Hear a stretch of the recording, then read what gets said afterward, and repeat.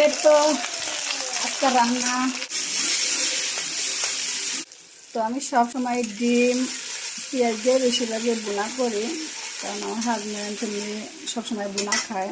তো এই তো আজকে আমি রান্না করব সবজি দিয়ে, এই যে কাঁচকলা আর এসেকা বেগুন দিয়া রান্না করব।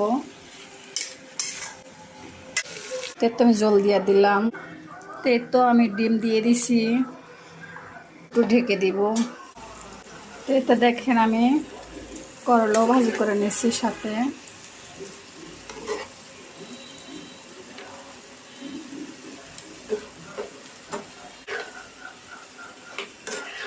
আসলে এক হাতে মোবাইল ধরে এক হাতে রান্না করাটা খুব কষ্টকর, এটা তো সবাই জানেন আপনারা।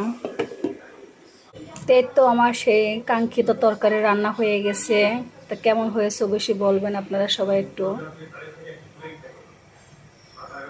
তো এটা করলা ভাজি, ভাত, এই তরকারি, আজকের আয়োজন এটাই। তো রান্নাঘর ভালো থাকবেন, সুস্থ থাকবেন।